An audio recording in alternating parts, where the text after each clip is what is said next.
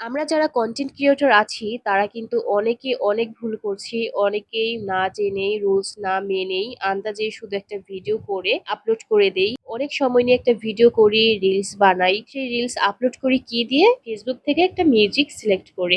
কিন্তু ফেসবুক থেকে music select করে যদি আমরা কোনো ভিডিও আপলোড করি বা রিলস আপলোড করি তাহলে কিন্তু সেক্ষেত্রে আর্নিংসটা খুবই কম আসবে। তো যারা কিনা একটু ভালো পরিমাণে আর্ন করতে চান, $100 না হলে কিন্তু আপনি ফেসবুকের ডলার আপনি উঠাতেও পারবেন না। এটাও কিন্তু একটা বড় ফ্যাক্ট। তো আপনার দেখা যাবে $100 হতে, হতে পুরো ১ বছর লেগে গেছে। তো আপনি ফেসবুকে কতটা সময় দিবেন বলেন তো? তো আমার কথা হলো আপনারা যে ভিডিও মেক করছেন, কষ্ট করে সেটা এডিটিং করছেন, তো আরো একটু কষ্ট করে একটু ভয়েস ওভার দিবেন। যদি ভয়েস ওভার করেন তাহলে কিন্তু আপনার প্রফিটটা খুবই ভালো আসবে। আমিও কিন্তু সেম ভুলটাই করেছি যখন আগে ভিডিও করেছিলাম এবং সেগুলো এডিটিং করে যখন রিলস বা ভিডিওতে দিয়েছি তখন কি করেছি মিউজিক সিলেক্ট করে ভিডিওটা আপলোড করে দিয়েছি।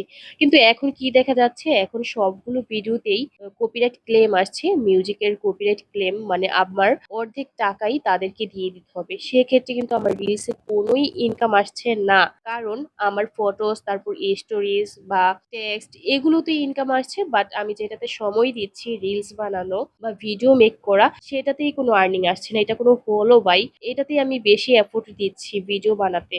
এটাতেই আমার কোনো আর্নিংস নাই। ফেসবুকে অনেকেই মিউজিক লাইসেন্স পেয়ে থাকে। সেটা পেয়ে আহামরি খুশি হওয়ার কোনো কারণ নেই।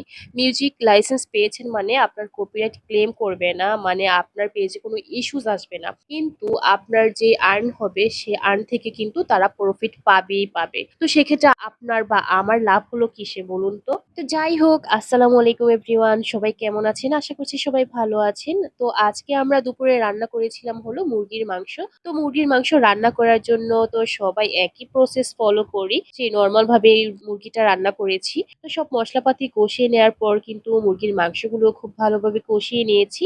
আর আলু দিয়ে মুরগির মাংসগুলো রান্না করব। তো মুরগির মাংসগুলো কষিয়ে নেওয়ার পর কিন্তু এখানে আলুও দিয়ে দিয়েছি। আর আজকে কিন্তু আমি মূলত মুরগির মাংসের ঝোল রান্না করছি। শুধু ঝোল। দেখুন কি পরিমাণে পানি দিয়ে দিয়েছি।